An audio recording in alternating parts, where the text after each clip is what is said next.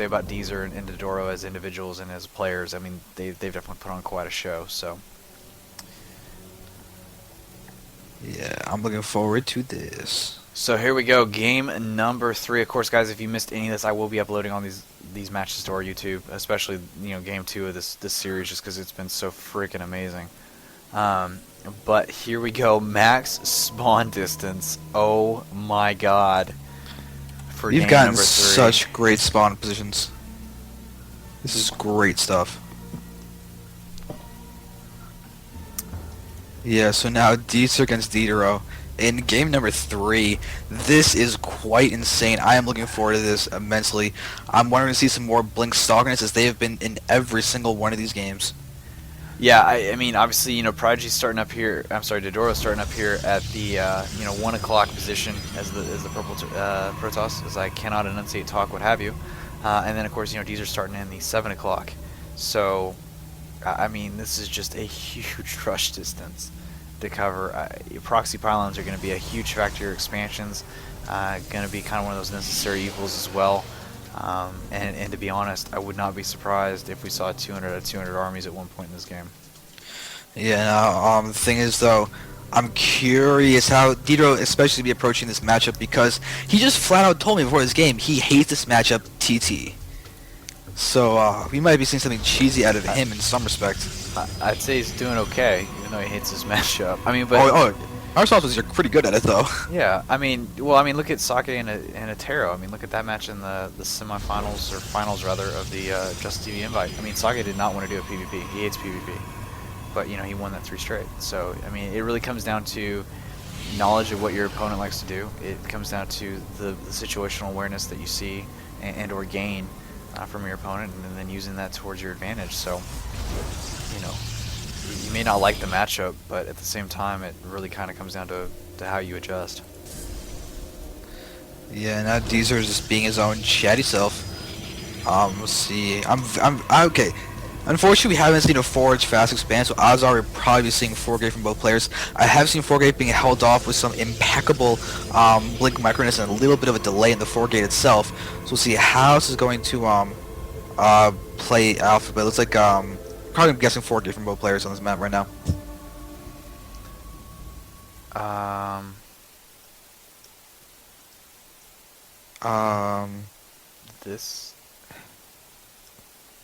This is GSL Tal'Darim. That might be the difference that he's not aware of. Yeah, I'm gonna go ahead and look at the map pool here real quick. It is GSL Tal'Darim, so we are on the right map.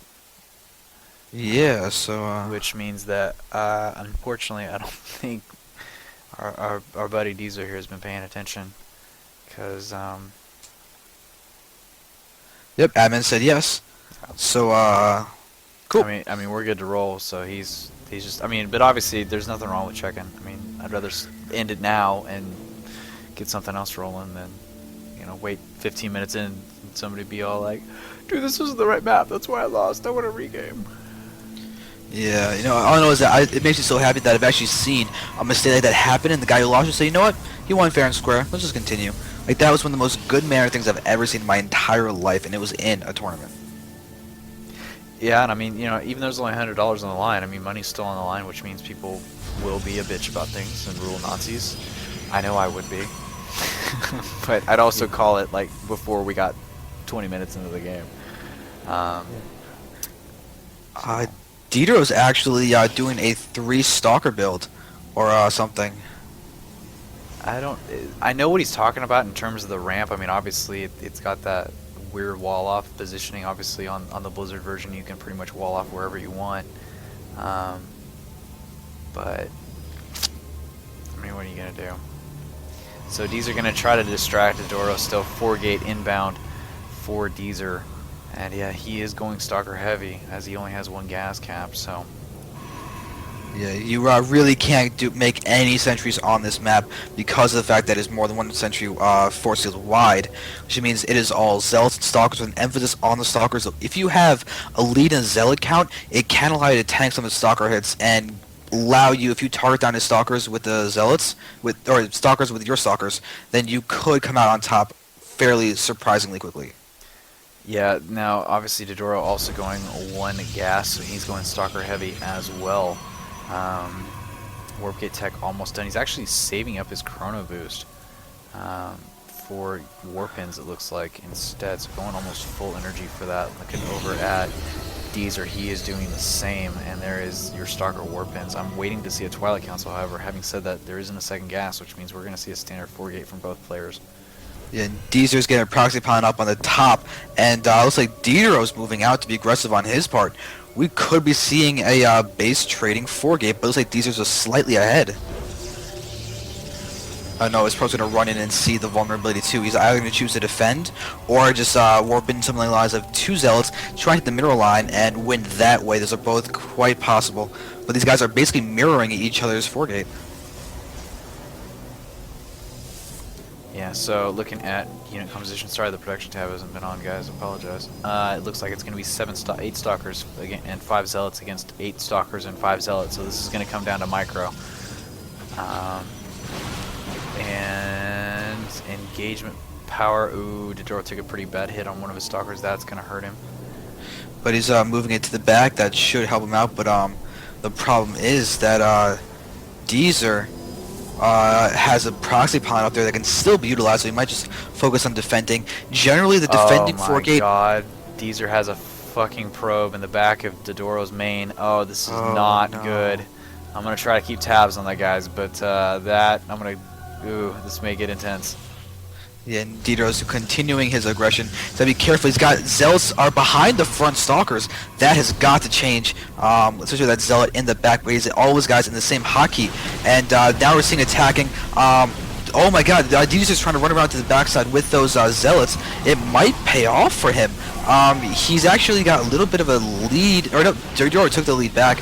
This is crazy. Micro's definitely intense right now, but the Zealots are lagging for Deezer. They're actually taking a lot from those Stalkers.